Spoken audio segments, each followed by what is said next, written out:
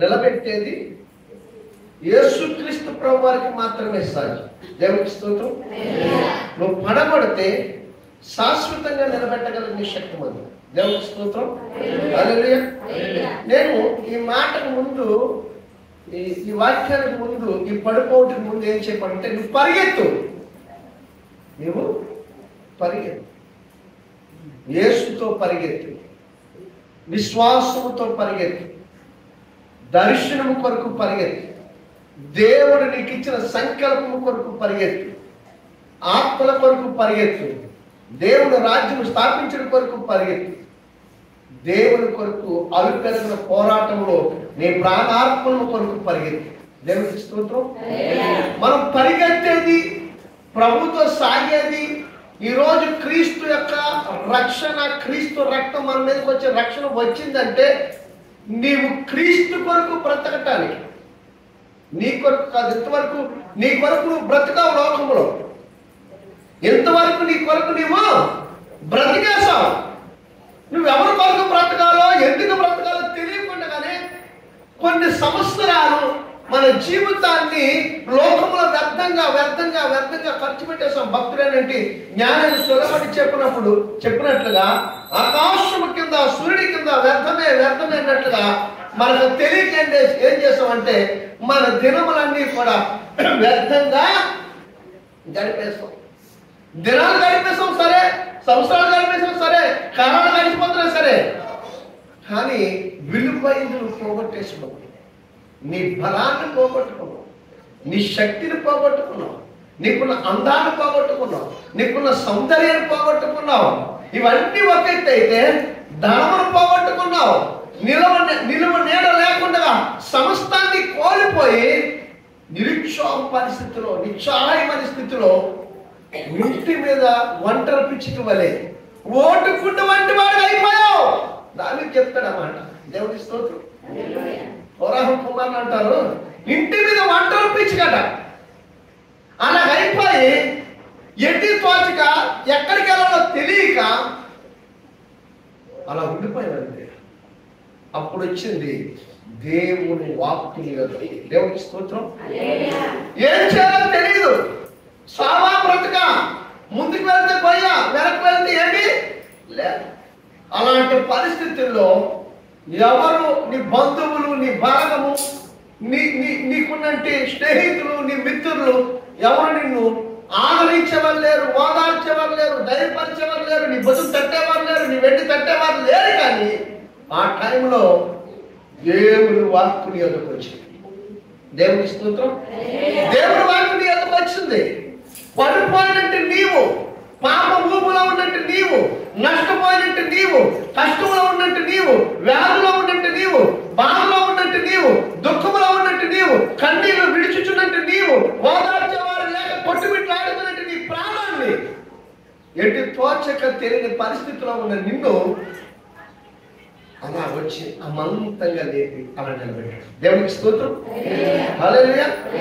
అలా వచ్చి ఒక్క మాట వచ్చినత, నేను నీతో ఉన్న నా కుమార్తె, నా కుమారుడా, నేను నీ దేవుడా, యెహోవాను, నేను తప్ప వేరొక దేవుడు నీకు ఉండకూడదు, నేనే నీ దేవుడును, నీవు నా కుమార్తెవి. ఆమేన్. హల్లెలూయా. నీవు నా కుమార్తెవి, నీవు నా కుమారుడివి, నేనున్నాను, నువ్వు భయపడక అక్కర్లే, నువ్వు భయపడక్కర్లే, నిన్ను విడవను, నిన్ను ఎడబాయను, ఎన్నడూ విడవను. నువ్వు నశించిపోవట నాకు ఇష్టము కాదు, నువ్వు అంధకారంలోకి వెళ్ళిపోవట నాకు ఇష్టము కాదు, నువ్వు పాపంలో పడిపోవట నాకు ఇష్టము కాదు. నువ్వెక్కడ పడిపోయినన్నావో, ఎక్కడ జారిపోయినన్నావో, ఎక్కడ నీ అడుగులు జారిపోయాయో, ఎక్కడ నీ పాదాలు తొట్టెళ్ళిపోయాయో, ఎక్కడ నువ్వు సోలిపోయావో, ఏ ప్రాంతంలో అవమానాలు ఉందావో, ఏ పట్టణంలో తునీకరింపబడ్డావో, ఏ దేశంలో వెలువైపడ్డావో, ఏ బంధువుల మధ్య అవమానకరముగా, వేదనకరముగా, దుఃఖకరంగా నీ జీవితాన్ని, నీ బ్రతుకును కొనసాగించావో, వారి మధ్యన అవమానానికి ప్రతిగా రెట్టింపు ఘనత చేత నేను నిలబెడతాను. దేవుని స్తోత్రం. నువ్వు పైవాడుగా ఉంటావు, కింద వాడిగా ఉండవు, నువ్వు తలగా ఉంటావు, తోకగా ఉండవు. సమస్త జనుల కంటే నేను చేస్తాను. అదండి ఆయన చేసే వాగ్దానం. అది ఈ వాగ్దానం ఎలా ఉంటుందంటే శాశ్వతముగా నీ దినముల పరిమాణం కొనసాగుతూ సాగుతున్నప్పుడు ఎట్లాగైతే నీ జీవిత ప్రయాణ యాత్ర సాగుతుందో నీ బ్రతుకు దినాన్ని కూడా ఆ వాగ్దానం స్థిరంగా ఉంటుంది. ఆమె కానీ మనుషులు మాట్లాడుకొని యాత్రలో మాట్లాడుకొని అనేకులు నువ్వు పడగొట్టు నేను నిలబడతాను, ఇవి గాలి మాటలు. ఇవి ఈ గాలి మాటలు ఇవి ఎవరికి సాధ్యము, ఎవరి వల్ల కాదు. ఒకే ఒక వ్యక్తి, ఆయనే నజరేయుడైన యేసు. దేవునికి స్తోత్రం కలుగును గాక. ప్రియులారా, నువ్వు క్రీస్తుకి ఎంత దగ్గరగా ఉంటావో, లోకంలో ఎంత దగ్గరైపోయి, లోకంలో ఎంత చెడిపోయి, లోకంలో నుంచి వేరుపరచబడి క్రీస్తుకు దగ్గర అయినప్పుడు కూడా మరలా లోకం యుద్ధకు చేరుతాడు. నీకు తెలియదేమి సంగతి. దేవుని స్తోత్రం. నువ్వు వచ్చిందే లోకములో నుంచి, నువ్వు వచ్చిందే పాపములో నుంచి, నువ్వు వచ్చిందే అంధకారంలో నుంచి, నువ్వు వచ్చిందే లోకమైన సమస్త బంధకాల నుంచి వచ్చావు. పౌలు గారు అంటారు, నువ్వు దేవునికి నువ్వు దూరస్తుడిగా ఉన్నావు, ఇప్పుడైతే దేవునికి సమీపస్తుడిగా ఉన్నావు. ఆమె సరే, లోకంలో ఉన్నప్పుడు అన్ని పోగొట్టుకొని దిక్కు తోచక, దిక్కు లేక, దిక్కు మాలిన వాడి వలె ఏ దిక్కు లేని నన్ను హక్కులు చేర్చుకొని నాకు దిక్కుగా, నాకు కొండగా, నాకు కోటగా, నాకు తోడైనట్టు నా దేవుడు దగ్గరికి వచ్చినప్పుడు నన్ను నిలబెట్టి నలుదిక్కులకి దీపముగా నిలబెట్టాడు. దేవునికి స్తోత్రం. హల్లెలూయా. ఇప్పుడు నిలబడిపోయాం, వెలుగైపోయాం, అన్ని దిక్కులు అన్ని చోట్ల వెలిగిస్తున్నాం. మరలా మనం ఎక్కడికి వెళ్తున్నాం? మరలా లోకం వైపే, మరలా పాపం వైపే. వాక్యం వింటాం, ప్రార్థన చేస్తాం, వాక్యం చదువుతాం, దేవుని ఆత్మ గద్దింపచేత విన్న మాటలు వింటాం, కానీ మార్పు అనేది అలాగే ఉంటుంది. మారడం అనేదట వారు ఎప్పుడు అలాగే ఉన్నారు, నువ్వు మారంటారు. దేవునికి స్తోత్రం. నీకు అర్థమైందా నేను చెప్పింది? ఉదయ్ కుమార్ ఎప్పుడు అలాగే ఉన్నాడు, మారవలసింది ఎవరు?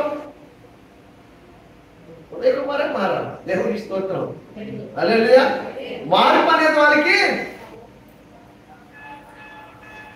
యేసుక్రీస్తు ప్రభువు ఆ మార్పుని నీలోంచి చేస్తాడు. దేవునికి స్తోత్రం.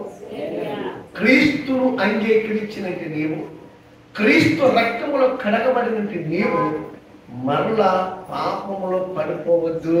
దేవునికి స్తోత్రం. చూస్తారా ఎలా పడిపోతున్నాము? త్వరగా విలాపి వాక్యాలు 5వ అధ్యాయం 16వ వచనం ఒకటి తీయండి. 1 తిమోతి 3:7 ఒకటి తీయండి. త్వరగా సామెతలు 11:5 ఒకటి తీయండి. ఈ 3 తీయండి. ఉన్నప్పుడు 3, 4 చెప్తాను, చెప్పేసి ముగించేస్తాను త్వరగా. అబ్బా నేను చదువునా? 5:16 అమ్మా. మేము పాపము చేస్తున్నాము, మాకు శ్రమ, దీనివల్ల మాకు ధైర్యం చెడి ఉన్నది. సియోను పర్వతము పాడైనది, నక్కలు దాని మీద తిరుగులాడుచున్నవి. మా కన్నులు దీన్ని చూచి మందగిలేదు. యెహోవా, నీవు నిత్యము ఆసీనుడవై ఉండుము, నీ సింహాసనము తరతరములుండును. ఆమేన్. దేవునికి స్తోత్రం కలుగును గాక. హల్లెలూయా.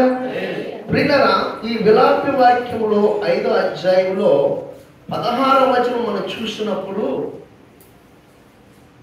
కట్టబడినట్టి పర్వతాలు పడిపోతున్నప్పుడు నువ్వేం చేయగలుగుతున్నావు? కట్టబడిన నీ జీవితాన్ని నీవే చేతుల పడగొట్టు.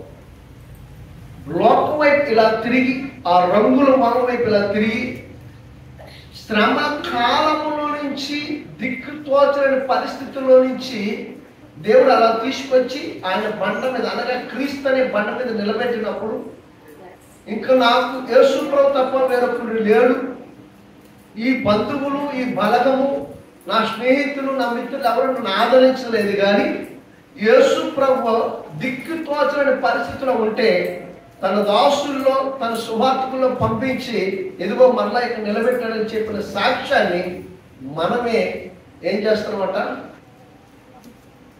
గొంగల్లా మార్చేస్తాం. ఎక్కడ వేసిన గొంగలే అక్కడ మార్చేస్తాం. నీ సాక్ష్య జీవితం చాలా గొప్పది. పడిపోతే మరలా లేవటము అసాధ్యం. పాపానికి చోటిచ్చి నువ్వు పడిపోయావా, లేవలే, బాగుంటావు.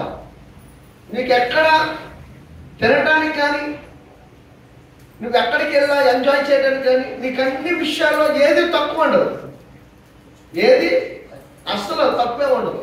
నీకు తక్కువ ఉండదు కాబట్టి మరి ఏం జరుగుతుందో చూపించి నేను ముందుకు వెళ్తాను. కీర్తనల గ్రంథం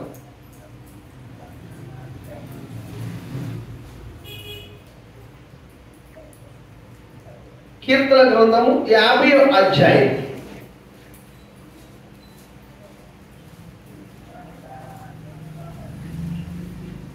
చదువుతారా? 17వ వచనం నుంచి. దిద్దుబాటు నాకు అసహాయము, నీకు అసహాయం కదా, నీవు నా మాటలను వెనకకు తోసివేసేదవు, నీవు దొంగను చూసినప్పుడు వానితో ఏకీభించుదవు, వ్యభిచారులతో నీవు సాంగత్యము చేసేదవు, కీడు చేయవలని నువ్వు నోరు తెరుచుచున్నావు, నీ నాలిక కపటమును కల్పించుచున్నది, నీవు కూర్చుండి నీ సహోదరుని మీద కొండములను చెప్పుచున్నావు, నీ తల్లి కుమారుని మీద అపనిందలు మోపుచున్నావు. ఇట్టి పనులు నీవు చేసిన నేను మౌనుడై ఉంటిని, అందుకు నేను కేవలం నీ వంటి వాడిని అనుకుంటివా? అయితే నీ కనులు ఎదుట ఈ సంగతులు నేను వరుసగా ఉంచి ఆమె ఏం చేస్తాడంటే, అమ్మ చదివారు, చివరి మాట చదివారు, ఇవన్నీ చూపించి ఇవన్నీ మాటలు ఎందుకు మౌనంగా ఉంటాను తెలుసా? నేను ఎందుకు మౌనంగా ఉంటున్నాను, నేను ఎందుకు కూరుకుంటున్నాను మీకు తెలుసా? ఇవన్నీ మీరు నా కళ్ళ ముందు జరిగిస్తున్నారు, నాలో ఉంటున్నారు, కానీ మీరు చేసే పనులన్నీ ఇవే, కానీ నేను మౌనంగా ఉంటాను. ఇవన్నీ ఎప్పుడు చూస్తాడట, అవన్నీ వరుస పెడుతున్నాడట. రక్షణ పొందినట్టు నీ జీవితంలో, నా జీవితంలో మరలా వెనకకు మరలుతున్నావంటే నువ్వు పొందుకున్న రక్షణ, నువ్వు నమ్మిన నీ దేవుడు ఎటువాడే ఉంటాడు అంటే, మన దేవుడిని కూడా అలాగ నిన్ను విడిపించి విమోచించి నిలబెట్టిన దేవుడిని కూడా నీతో పాటు సమానంగా చేసేస్తున్నావు. అపనిందల పాలు చేసేస్తున్నావు, అపనిందల పాలు, అవమానకరంగా చేసేస్తున్నావు, యాతనకరంగా చేసేస్తున్నావు. మిమ్మల్ని బట్టే కదా నా నామము దూషింపబడుతుంది.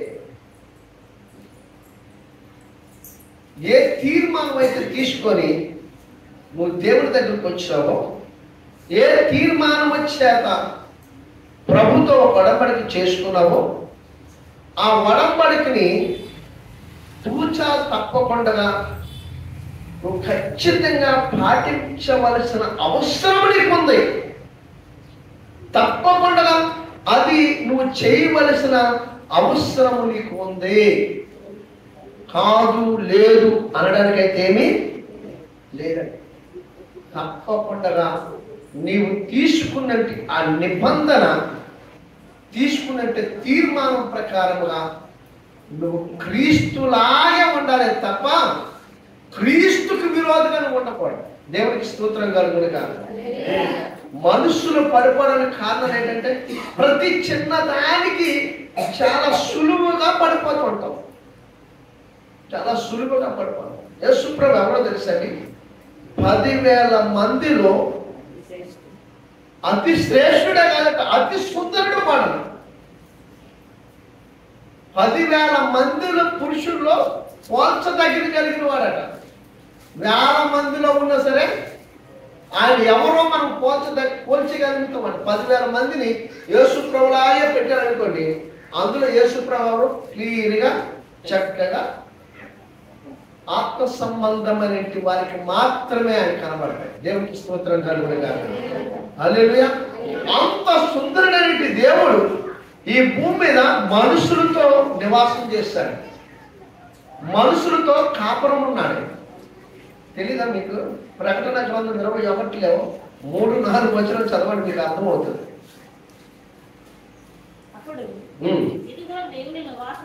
ఇదిగో దేవుని నివాసము మనుషులతో కూడా ఉన్నాయి, ఆయన వారితో. ఆమె చాలు. ఏంటట? నివాసం చేశాడా లేదా? ఒక మనిషిగా వచ్చి, నరుడిగా వచ్చి మనుషుల మధ్యన నివాసం చేశాడు, వారితో పాటు కాపురం కూడా. దేవుని స్తోత్రం. అక్కడ ఉన్నాడు, ఆయన కాపురం ఉన్నాడు, ప్రజల మధ్య ఉన్నాడు, ఒక కుటుంబకుడిగా ఉన్నాడు. తనంటూ ఖాళీగా కూర్చోలేదు. తనకు అప్పగించిన పనులు ఆయన 2 పనులు చేశాడు. 1 వడ్రంగి పని చేశాడు, 2 దేవుని రాజ్య సువార్త ప్రకటించాడు. ఆమె 3వది అనేక మంది రోగాలు భరించాడు, చనిపోయిన వారు లేవలేస్తారు. దేవునికి స్తోత్రం కలుగునుగా. వీటినన్నిటిని మనసులో తీసుకొస్తారట. ప్రసంగి గ్రంథంలో 11వ అధ్యాయంలో 9-10 వచనాల్లో చాలా అద్భుతమైన సంగతులు ఉంటాయి. మనము ఇప్పుడు చాలా చాలా ఉత్సాహంగా, ఉజ్జీవంగా, ఎంత ఎలా ఉంటామంటే నాకేంట్లా అనుకుంటాం. ఎవరుడా చదవండి.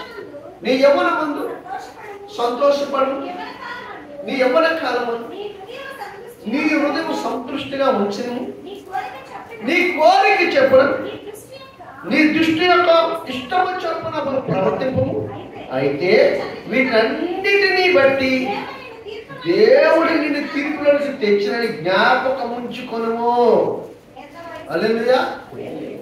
ఏమంటే అక్కడ వరుస అన్నాడు, ఎక్కడేమంటున్నాడు? వీటన్నిటినీ బట్టి. వరుసలోని ఒక దానితో ఒకటి వరుస, దానిని బట్టి అంటే అది వరుస, ఇది వరుసే. అక్కడ ఏమంటున్నాడు?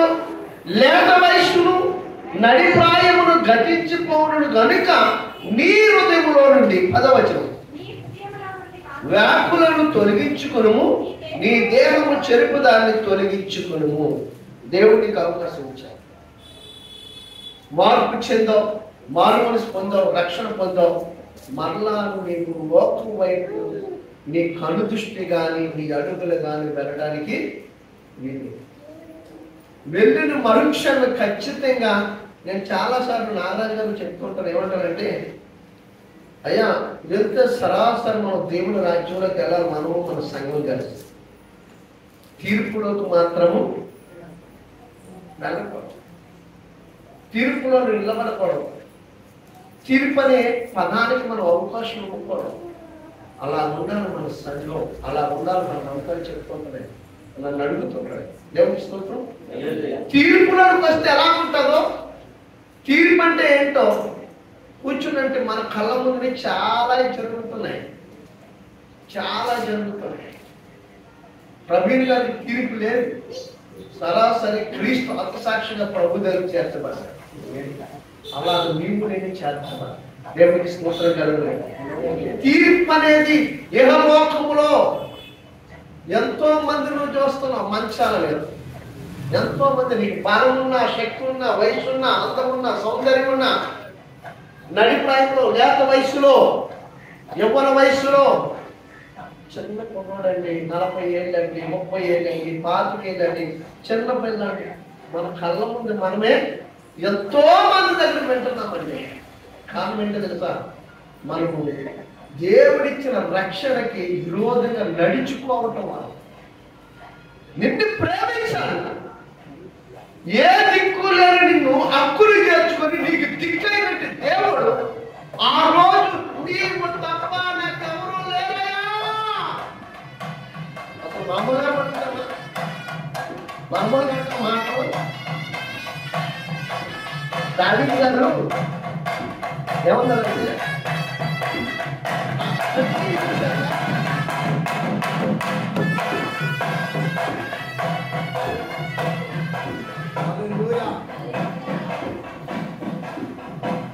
కన్నీళ్ళు చేత నా పరుపు కన్నీళ్ళు చేత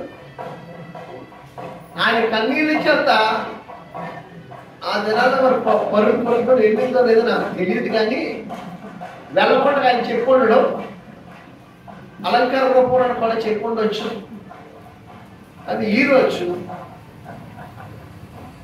మనం ఏమంటామంటే నా ఇల్లంతా నీ కన్నీళ్ళు చెంత నిండిపోయింది ప్రభా.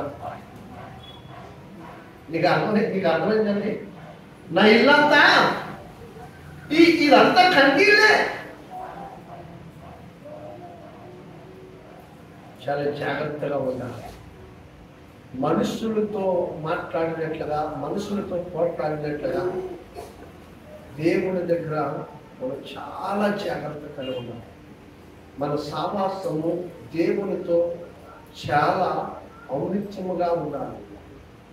ఆత్మ సంబంధము కలిగి దేవుని ప్రేమకు ఎడబాయకుండగా ఎల్లప్పుడూ దేవుని సన్నిధిలో నీ ఇంటి దగ్గర దేవుని మందిరములో నువ్వెక్కడికి వెళ్ళా మొదటి స్థానాన్ని దేవునికి ఇచ్చి నీ సావాసము దేవునితో కొనసాగాలి. సవరణ అని చెప్పి వెళ్ళిపోయి ఎదురుపాటు దగ్గరగా పెట్టుకొని అవేంటంటారు, పులిహార ప్యాకెట్లు, మిక్చర్ ప్యాకెట్లు తెచ్చుకొని తింటూ అక్కడ ఆ వాక్యం చెప్పిన ఆయన మాట పట్టించుకోకుండా అందుకు ఆ సభలకు వెళ్ళకండి. అదేది ఇంటి దగ్గర తినండి. ఎలాగ టీవీ దగ్గర కాలు చేపలు కూర్చొని తింటుంటాం కదా మనం, అలాంటి పనులు చేయకండి. ఒక వాక్యము నీకు దొరకాలంటే కొన్ని లక్షల రూపాయలు ఖర్చు పెట్టినా సరే ఒక దినముందు మీ ముందు, ప్రకటన గ్రంథంలోకి వచ్చాడు చెప్తారు, ఒక దినముందు మీ ముందు ఆ రోజు నువ్వు వాక్యం కోసం నీ ఆస్తులు అన్నీ నీకు ఆయన పాదం దగ్గర పెడతావు. అయ్యా నాకు వాక్యం చెప్పు, అయ్యా నాకు వాక్యం చెప్పు, దైవజనా నా ఇంటికి రా, దైవజనా నన్ను దాటిపోవద్దు అడిగే రోజులు నీ ముందున్నాయి. నీ స్థిరాస్తులు ఆయన పాదాల దగ్గర పెట్టిన చెప్పటానికి దేవుడు అనుమతి ఇవ్వడు. ఈరోజు స్థిరాస్తులను అపోస్తల కార్యాలు 5వ అధ్యాయంలో స్థిరాస్తులను అపోస్తల పాదాల మీద పోస్తారు సువార్త వెదజల్లాలని. ఈరోజు సంఘాలు అనేక మంది దేవుడి రాజ్యం స్థాపింపబడాలని అనేక మంది గుంపులు విప్పుతున్నారు. వాక్యము నీకు అందుబాటులోకి వచ్చింది, దేవుడు నీకు అందుబాటులో ఉన్నాడు, దేవుడు నీకు దగ్గరగా ఉన్నాడు. ఆ దేవుడు నిర్లక్ష్యం చేస్తే, ఆ వాక్యం నిర్లక్ష్యం చేస్తే నీకున్న ఆస్తులన్నీ నమ్ముకుని వచ్చి, ఇది చాలకపోతే నా కిడ్నీని అమ్మేసి, ఇది చాలకపోతే నా కార్యం అమ్మేసి, నేను నమ్ముడిపోయి నా అవయాలన్నీ అమ్మేసుకుంటాను, నీకు ఆ డబ్బాలు ఇస్తారు, నాకు వాక్యం చెప్పు అన్నా చెప్పుకోవడం.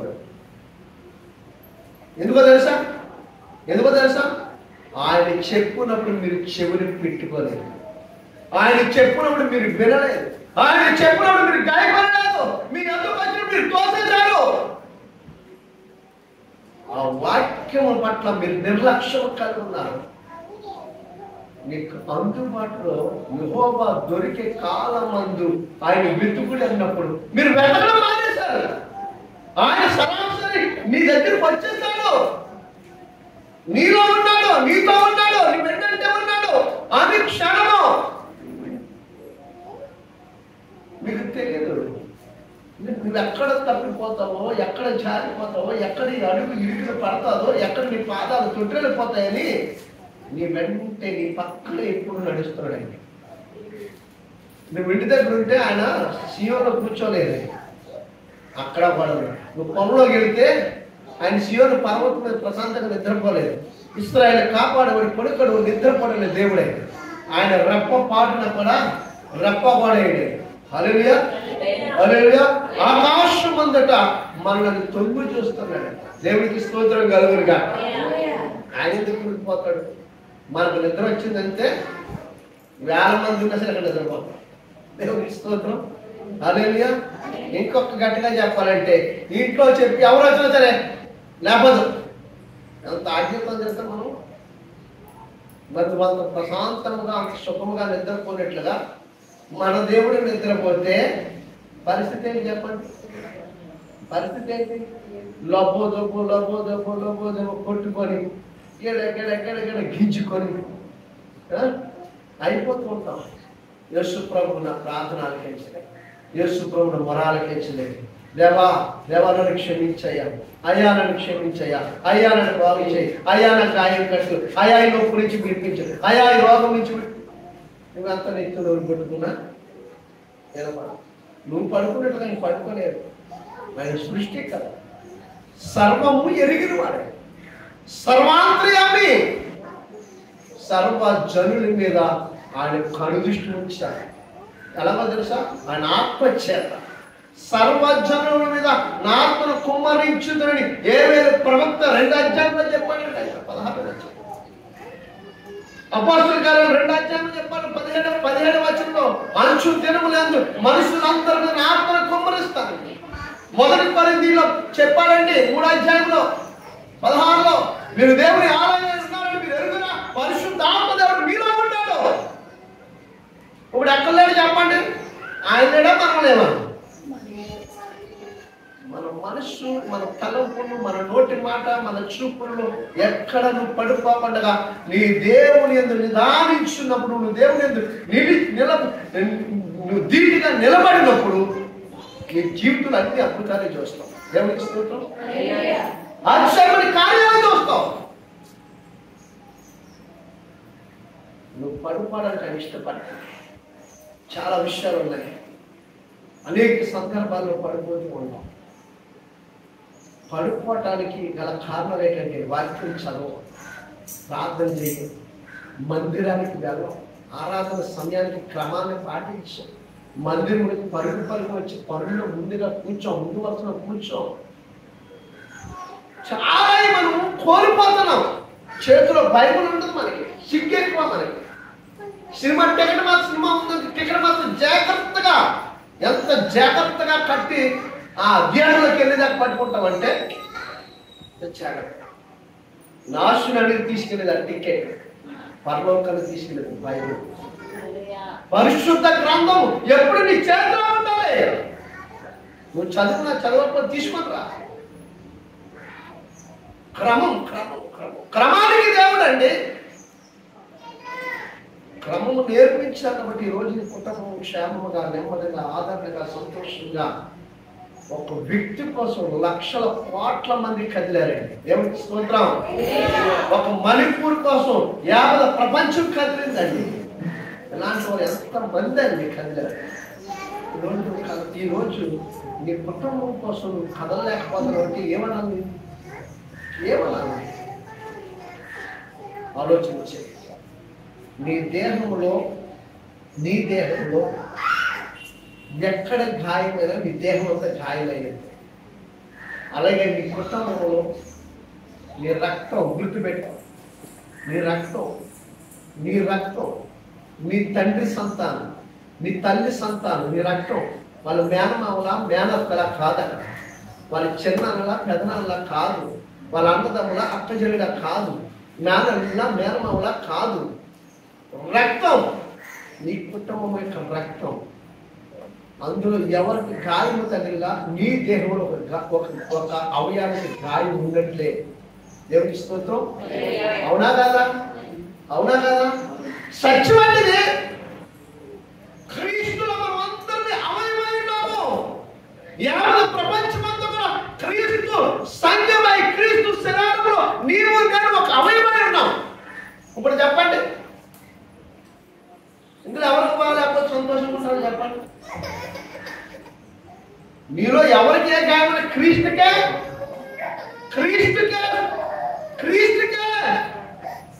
నొప్పి, క్రీస్తుకే నొప్పండి. మరి క్రీస్తు నొప్పి అయితే మీరు క్రీస్తు బిడ్డలైనారు కదా, మరి మీకు నొప్పి ఉంటుందా? మీ కుటుంబీకులు తప్పిపోతుంటే, రోగాలతో వ్యాధులు చెందుతుంటే, బాధపడుతుంటే, అప్పులైపోతుంటే, రుణముల చేత కొట్టబడుతుంటే, దురాత్మల చేత పీడింపబడుతుంటే, అసమాధానం లేక విచ్ఛిన్నమైపోతుంటే కుటుంబాలు మీకు బాధ ఉండదా? మన యేసయ్యకి ఏ సంబంధం లేకపోయినా నువ్వేమైపోతున్నావు, ఏ బాధపడుతున్నావు? నువ్వెక్కడ బాధపడుతున్నావు? నువ్వు నేను చాలా సంతోషంగా ఉన్నావు. మా దగ్గర ఒక విధంగా చెప్పాలండి. అవునంటారా కదంటారా? అవునా కాదండి? ఎక్కడ బాధపడుతున్నాం మనం? ఒక బైబిల్ పట్టుకొని చక్కగా పిల్లలు వేసుకొని వస్తాం. ఉన్న వాళ్ళ సంగతి ఏంటి? వాడు ఏమైపోతాడు, తను ఏమైపోతాడు? చింత ఉందా మనకి? చింత ఉందా? భారం ఉందా? మనం ప్రశ్నించుకునే పరిస్థితులు దేవుడు మీరు నిలబెట్టినప్పుడు ఆ వర్షులకు నువ్వు రాకూడదు దయచేసి. ఆ తీర్పులో నువ్వు నిలబడకూడదు దయచేసి. నువ్వు సరాసరి దేవుని రాజ్యంలో నిత్యత్వంలో ప్రభుత్వం ఉండాలి. దేవునికి స్తోత్రం కలుగునుగా. ప్రభుత్వం ఉండాలంటే అర్థసాక్షులు అవ్వటం కాదు. అందరికీ అది ఉండదు. అర్థసాక్షులు అనే పదం అందరికి వర్తించదు. మీకు అర్థమవుతుందని చెప్పిందమ్మా. వాళ్ళే ప్రభుత్వం ఉంటారనుకుంటారా? కాదు కాదు. ఈ భూమి మీద నీ బ్రతుకు దినములన్నీ కూడా ఎలాంటి శ్రమైనా, కరువైనా, ఖడ్గమైనా, వ్యాధైనా, తెగులైనా, బాధైనా, వస్త్రహీనతైన, ఆహారహీనతైన ఏది కలగకుండగా నీ దినములు సురక్షితముగా ఆయన కృపాక్షేమములు నిత్యము నీ వెంట వచ్చి నువ్వెల్లప్పుడూ దేవుని మందిరంలో నివాసయోగ్యమైన వ్యక్తిగా ఉన్నప్పుడే నిజమైన దేవుని యొక్క రాజ్యానికి వారసు. దేవునికి స్తోత్రం. హల్లెలూయా. అది నువ్వు దేవునితో తీర్పులకు రాకుండా, ఆ పాప భక్తుల వరుసలోకి రాకుండా, లేత వయసునందు, నడి ప్రాయం మందు, యవ్వన ప్రాయం మందు దానిని బట్టి నువ్వు తీర్పులోకి రాకుండా నీకు ఇచ్చిన ఆయుష్కాలం అంతా కూడా ఆయన కృపాక్షేమలు మనతో ఉంచుతాడు. కనుక దయచేసి మీరు పడిపోవడానికి ప్రయత్నించే ఒకవేళ ఆలోచన శత్రువు మనల్ని ఎన్నో విధాలుగా ప్రలోభాలు పెడతాడు. వాళ్ళని గర్తించండి. అలాంటి ఆలోచన కూడా యేసు రక్తం నా తలంపై ప్రోక్షించబడును గాక. ఆమేన్. మనకన్న మాట యేసు రక్తం నా తలంపై ప్రోక్షించబడును గాక. ఆమేన్. అలా ఎప్పుడైతే అనుక్షణం తలంచుకుంటూ ప్రభు నామము ధ్యానం చేసుకుంటూ వెళ్తామో అది నీకు దూరం అవుతుంది. క్రీస్తు నీలోకి వస్తాడు. ఆమేన్. అంటే కృపా దేవుడు మనకు దయచేసి మనందరినీ ఆశీర్వదించి దీవించును గాక. ఆమేన్. ఆమేన్. ఆమేన్. ఆమేన్.